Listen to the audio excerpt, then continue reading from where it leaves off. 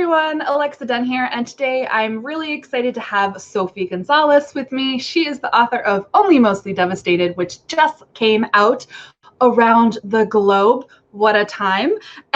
And we are going to be talking about a couple of things, but mostly writing rom-coms, queer rom-coms, retellings, because Only Mostly Devastated is a queer retelling of Grease. So I'm going to let Sophie kind of introduce herself, even though I kind of just stole your thunder with that. Go ahead. Tell us who you are.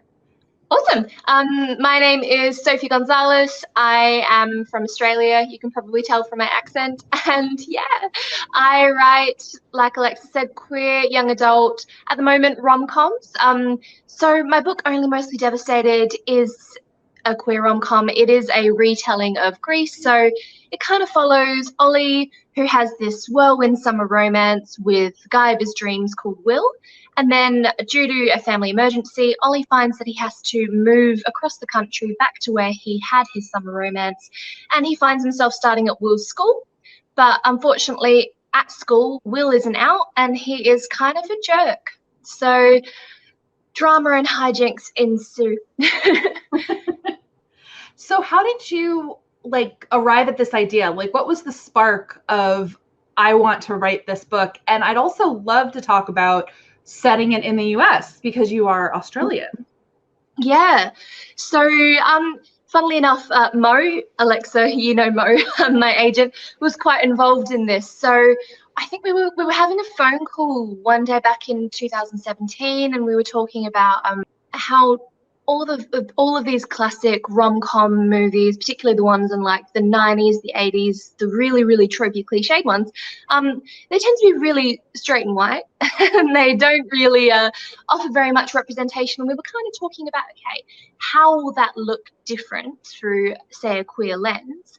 And so, at some point in the conversation, Grease came up and we were kind of spitballing like, yeah, then, if Grease was queer, then this would happen. And then this would actually be explained by this. And I was like, yeah, whatever. And Mo's like, do it.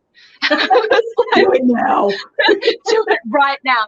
And I didn't do it right then. I was just, working on my own stuff. And then Mo would go like, so, any revisiting of that thing we talked about? One day I just kind of sat down and was like, okay, I worked out a plot. I actually really like it. I've written a few chapters. Here you go. And next thing I know, we're on submission. Well, I mean, I asked about the whole US thing, but let's put a pin in that. You went on submission on proposal, which yes, is so exciting to me. I've never done it. Tell me everything. Well, I didn't even know it was a thing. I thought I had all the time in the world. I've written like 100 pages or so by this point. I'm like, yeah, whatever. And then I think it was around the time that To All the Boys I Loved Before was kind of blowing up. Again. Well, exactly. Blowing up on Netflix, I should say. Yeah. And publishers were starting to tweet a lot and calling for rom-coms. And Mo contacts me and she's like, look, I think that now is the time that we need to be getting this book out there. And I was like, now? How am I supposed to write the next 200 pages? She's like, you don't need to, because I'd already actually written a book and published a book. It doesn't necessarily mean that you're totally in the clear to go on submission on proposal, but there are a lot of publishers who will consider you fairly safe. You've proven that you can follow an idea through, that you can write a book, that you can wrap it all up, keep the tone the same throughout. So essentially I wrote out the synopsis and we sent it out to a few people along with, let's say we cut it down to about 80 pages that I'd written. And we had a couple of people respond saying, oh, look, we really like this. We'd like to see it again when it's actually done. And then really, really rapidly, we ended up with a preempt from Wednesday Books. And we kind of just went from there. And at that point, I'd always really wanted to be with a Big Five publisher. Yeah, so, getting that phone call, I screamed on the bus. And I was a bus full of school children. I screamed it down and everyone's looking at me and I'm like, oh, I'm sorry, something happened. Something good. Something really good. And so how long did they give you to write it? What was your deadline after that? I remember it being July, late July. So I'd sold it on Valentine's Day 2018. And then I had to have it done by July, which is a lot faster than my most recent book, which I also sold to Wednesday on proposal. A little different when you're not going on submission on proposal. Yeah. It was an option book, but I sold that and I had less than 2 months to finish it. And one of those months I was really, really sick. So I basically wrote 70,000 words in January, early Feb. And just like briefly, pitch your second book for the audience so they know what your next book is. Because it's also a rom-com. It is also a rom-com. It's also a queer rom-com. This one actually follows a bisexual girl, and she gives anonymous love advice through an abandoned locker at school. So the idea is that people leave a letter in the locker with some money, and she sends them an email through a burner account and gives them some advice on their love life and their relationships. And then one day a senior guy catches her and he's like, okay, look, I want to pay you to be my personal dating coach to get my ex-girlfriend back. So she's tropes that I love. Oh, yes. And then to complicate matters further, she's really worried that he's going to reveal her identity.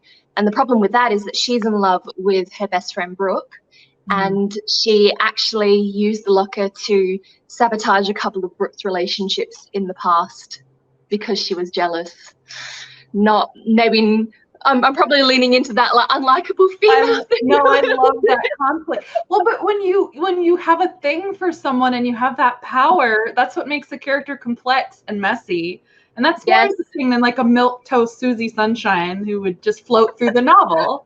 I know.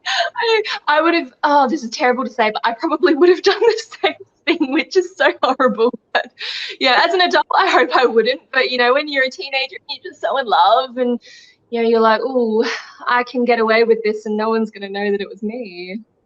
Screw the consequences. That's what I find so interesting about YA generally, but I feel especially in rom-coms, you get to really crank up the dial on messy teen everything. Oh, yeah. Yes, I lean hard into the messy. And finally, to bring you back, what was the experience like for you writing a book set in the United States where your characters are basically American teenagers when you're an Aussie? I would just love to hear about your research process, choosing the settings, and research tips. Yeah. Well, to start with, it's a little bit of a different situation than, say, an American were to write an Australian, because I don't know if all Americans really understand this, but we are raised on all of your stuff. Most of our books are American. Most of our TV shows are American and our movies are American. So from childhood, you're raised seeing this as the norm, which is a little bit weird because you see this image of what a school is and then you go to your own school and you're like, oh, we don't have a cafeteria and oh, we don't have walls of lockers and, you know, whatever. I mean, some schools do. But so I think to start with, I was already fairly familiar with a lot of cultural differences, but of course that didn't cover it all, as I was to find out, because the funny thing is we both speak the same language, but there are a lot of little linguistic differences, and sometimes I'm aware of them and sometimes I'll be talking to someone and they'll be like, what? I remember there was a running joke with Mo at the start with how are you going instead of like how are you doing? So I would let that slip a lot. I think I saw a review once that said that I accidentally left like the bonnet or the boot of the car in instead. And I'm like, oh my God, I thought I caught this. So if that's still in the final copy, I haven't even checked because I just don't want to know. So, well, you know, I had a lot of Americans look through it specifically for kind of like just checking to make sure that I hadn't slipped in Australianisms into it. And then just, you know, even just things like, when does your school day start? When does your school day finish? And you try and Google it. Yeah, it is. And when is your basketball season? What time of year is everyone having their like big grand final game? My cheat for that, by the way, because this comes up with any book set in school. I'll pick the region where my book is set. So yours was set in North Carolina, the first one. Where's the second one set? California. California, yeah. About an hour out of Anaheim.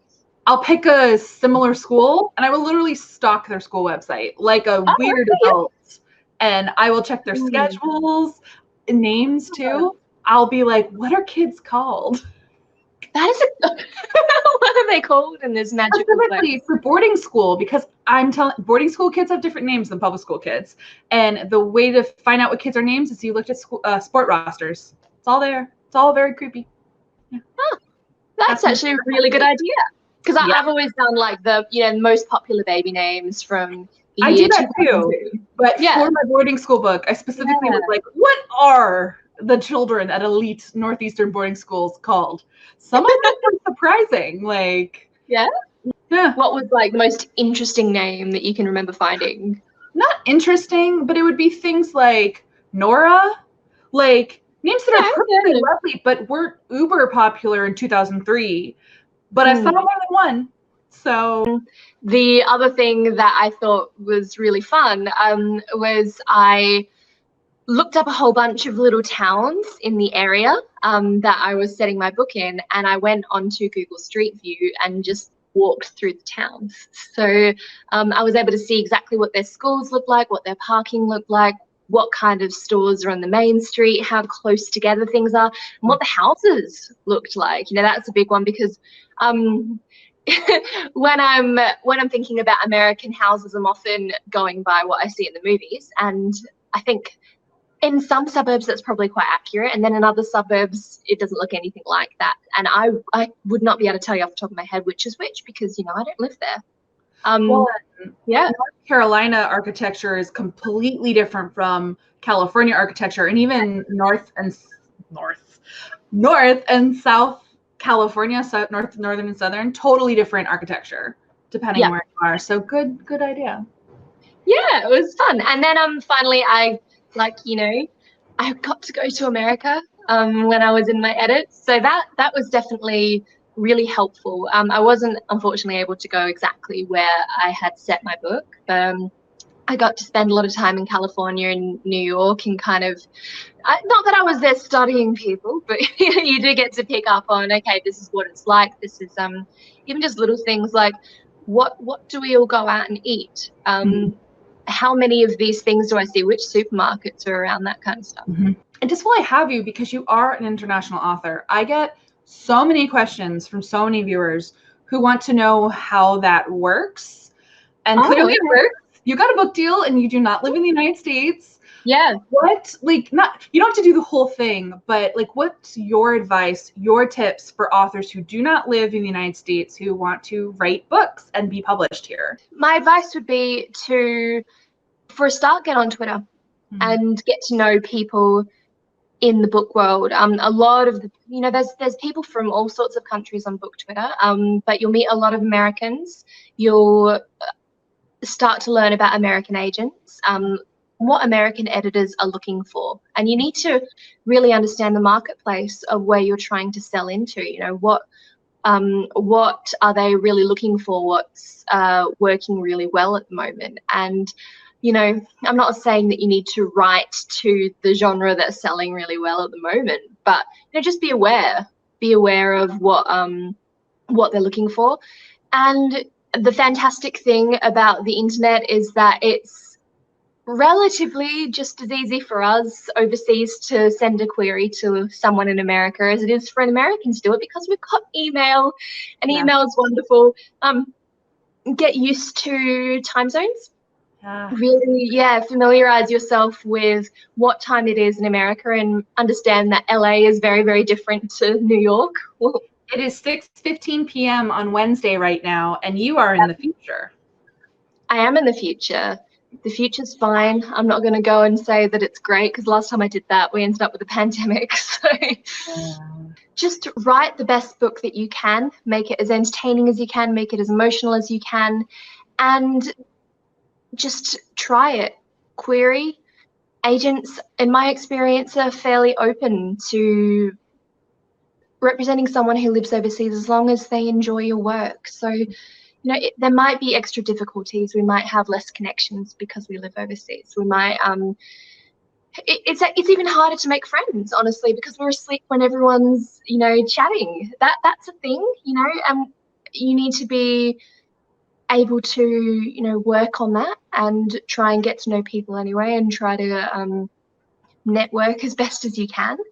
And look, if you write an amazing book, sometimes, like with everyone, luck isn't on your side and this particular book doesn't sell. But if you keep practicing and you keep trying, then, you know, I do believe that you've got a really good chance. And being an overseas author won't stop you from achieving that. It might throw some extra obstacles in your way that you need to deal with that other people wouldn't necessarily have to deal with, but that doesn't mean that it can't happen. So I would love to get into writing queer YA, queer contemporary YA, and rom-coms and retellings, and specifically starting with retellings, since Only Mostly Devastated is a queer Grease.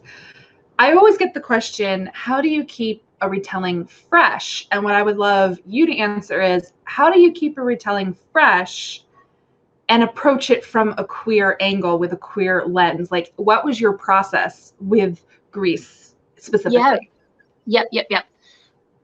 Well, I guess to start with, it was a little interesting in my situation because I was never approaching it from a pure retelling perspective, particularly because Greece itself isn't in the public domain. So that means that, you know, a book has to be a certain number of years old before you can go in and basically just do that, but a little different. So, you know, you can do a Shakespeare retelling and it's no problem, but mine was always supposed to be more of an homage.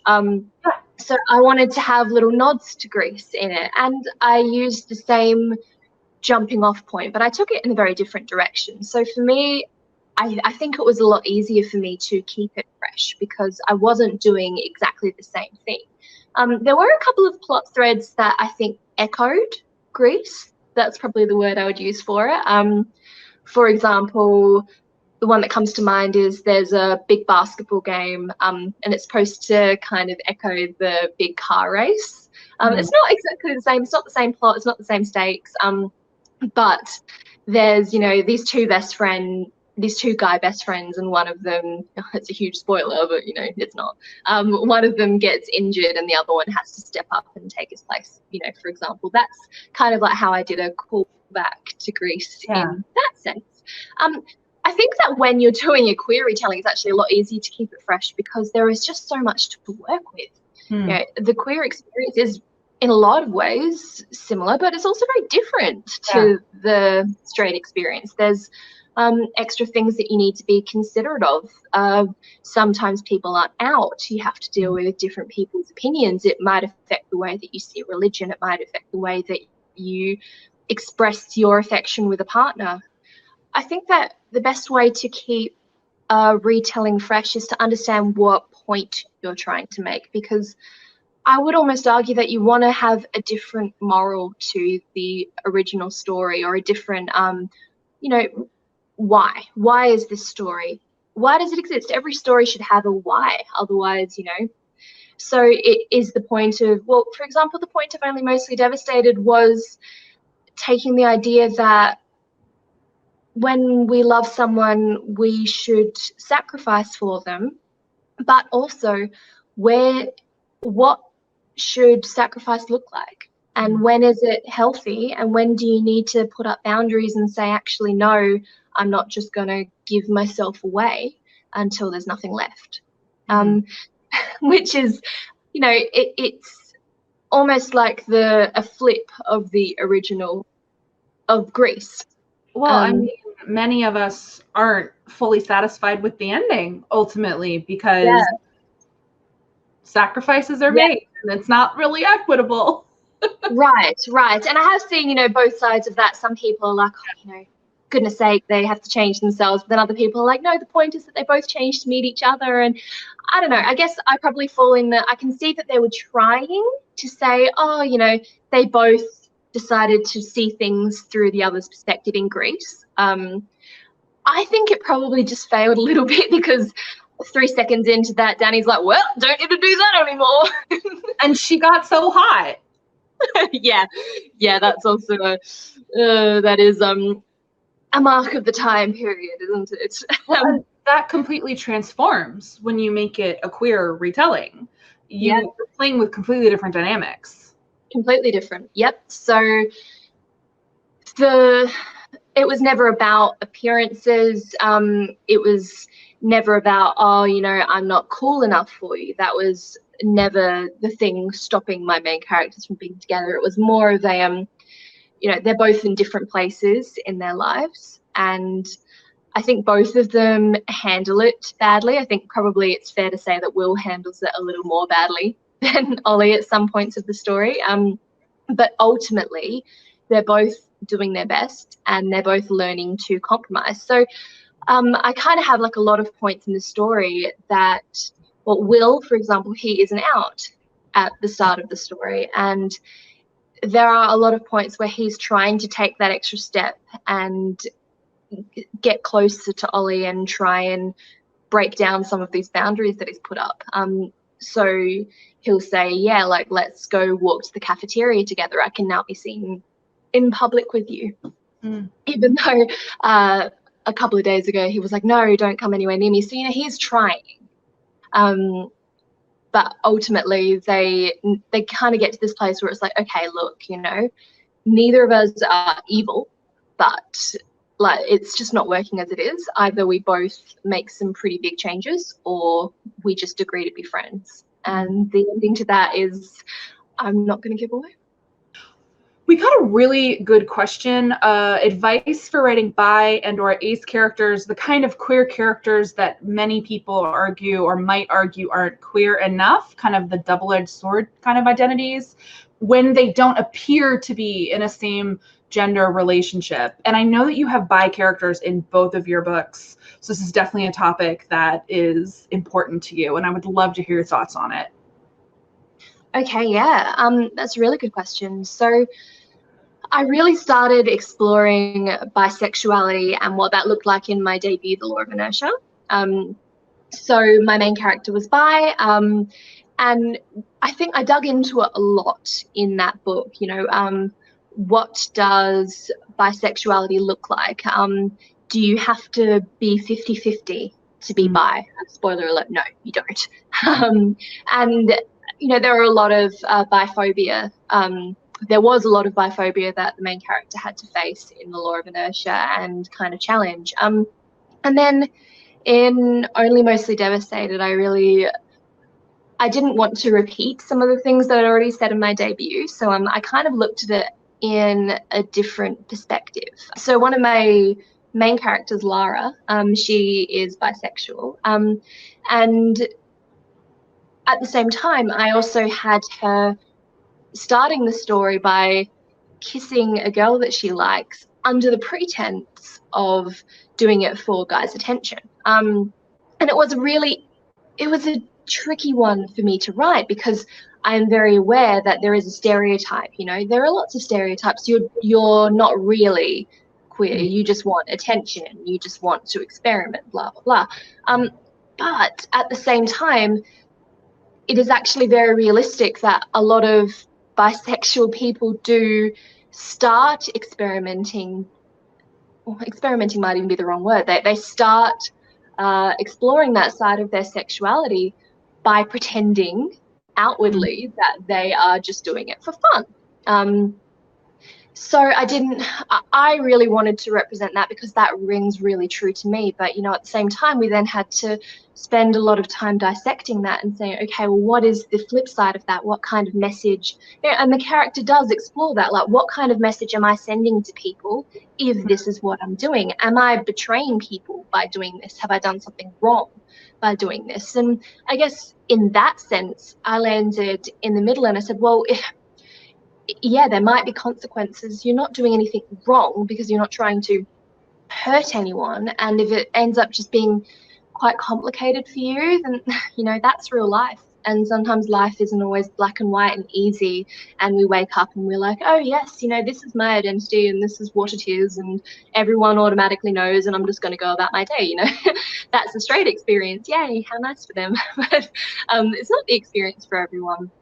And My third book, about the girl who gives the relationship advice, she actually belongs to a gay-straight alliance. So there are a lot of different queer characters represented. So we have a minor ace character, and obviously my main character is bisexual. And, you know, we discussed that a little bit as well. I think my main character, she faces a lot of really, there is biphobia, but it's the microaggression type. You know, it's not the you're not queer, but they're also kind of saying that at the same time. And she has a lot of internalized biphobia that she needs to unpack as the story goes. Because it is this really unique position that, you know, ace people and people on the ace spectrum, I should say, and bisexual people do end up dealing with, where it's like, what is my community? You know, and when is my community? Am I only allowed in this community when I'm, you know, in a same-sex relationship, or when I am dating a certain gender, or what if I don't want to date? What then for me? You know, where do I fit in? What conversations am I allowed to participate in? You know, it's this really complicated thing. But I think the really sad part of it is that there's this big community, this queer community that these characters and people, you know, real people want to belong to, and they sometimes feel like they're not really welcome. And, you know, that the whole point of the community is that it's there to say, yes, you know, these are your people, come, we've all got your back. And then they're kind of like, well, do you have my back? And sometimes the answer is like, oh. So, you know, I really did dig into that with the next book quite a bit. Yeah. Well, that's what's so amazing. Like, I just love seeing YA generally expand and open up. It used to be there were one or two queer books and like you could just name them off because only a few existed, and there's more and you can explore lots of different things.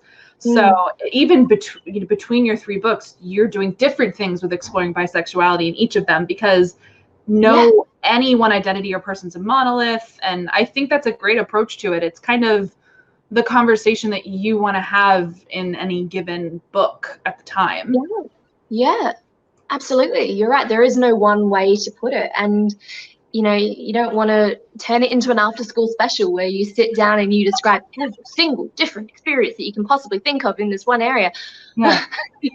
Just give me more books. If you give me enough books, I promise I will get to everyone eventually. Just keep publishing me, please. Well, to that end, do you write your books? This was another question that came in, with a particular audience in mind, meaning, oh, there's a cat.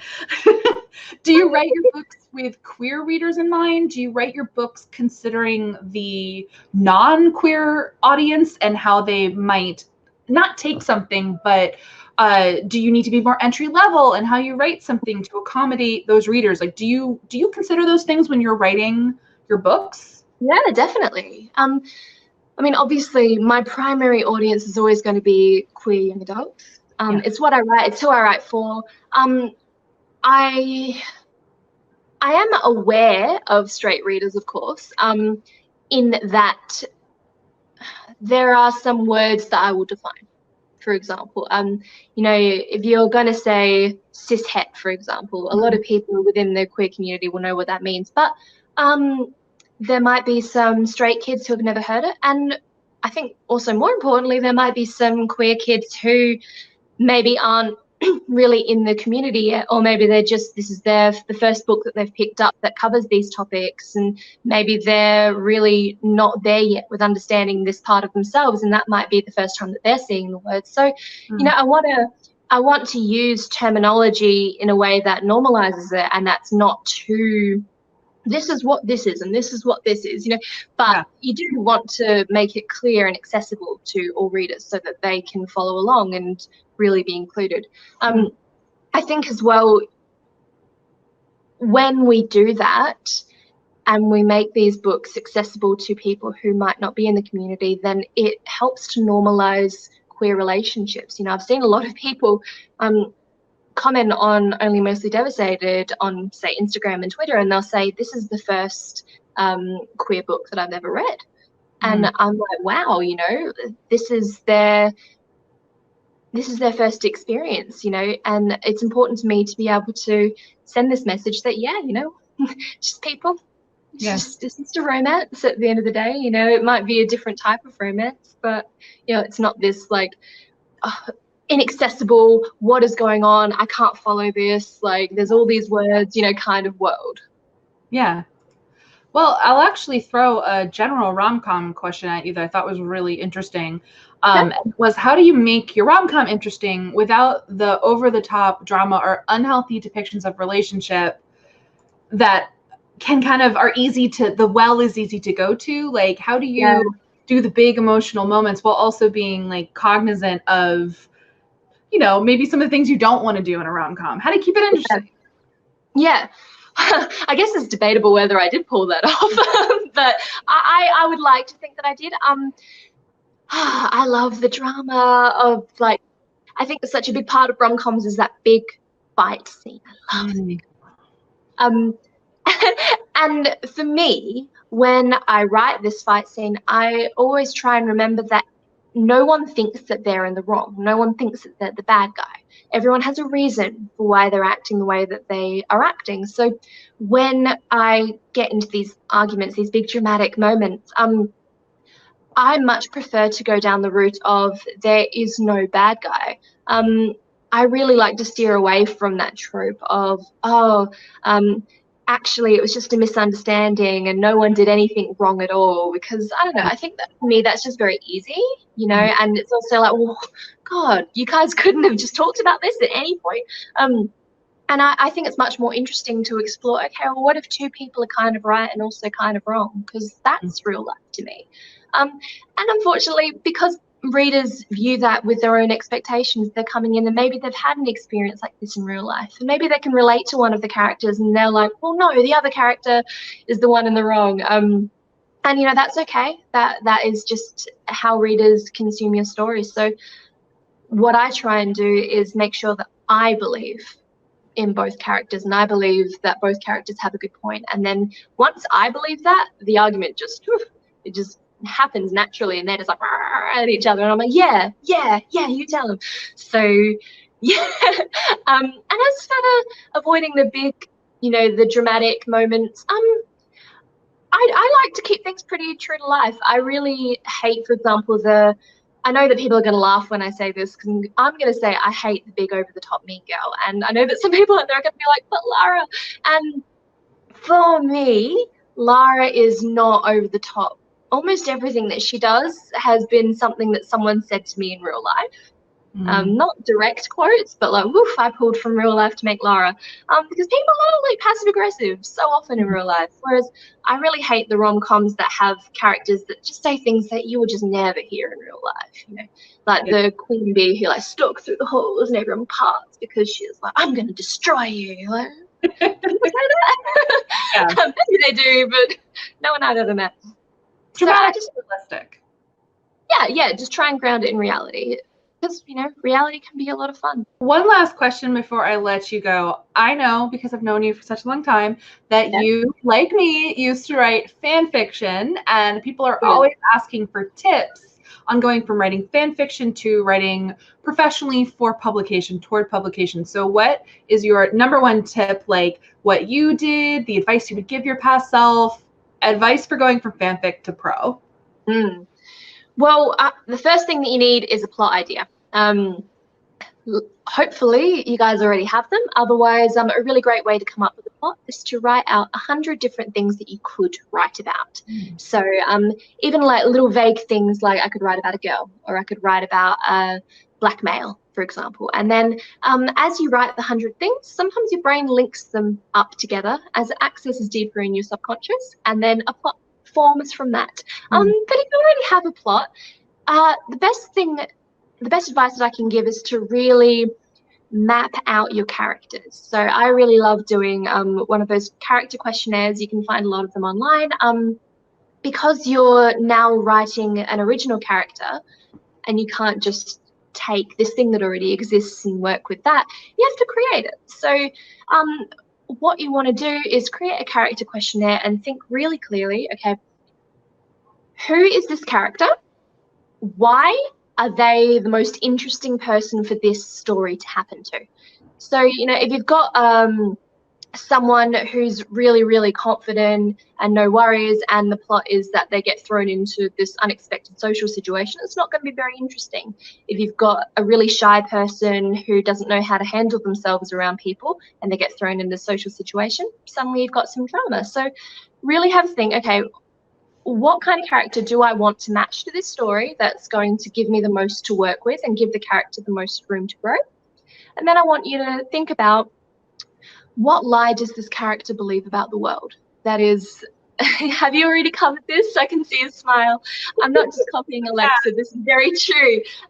What does this character think, and how is that inaccurate, and what lessons do they need to learn? Once you have the plot and once you have the character, then just write the way that you know how to write. You've been practicing. You know what people like to see. You already have this. Just do it. See where it goes. The first time I wrote a full-length novel after fan fiction, it was 175,000 words. Try not to do that, but if you do that, just don't publish that. Just move on.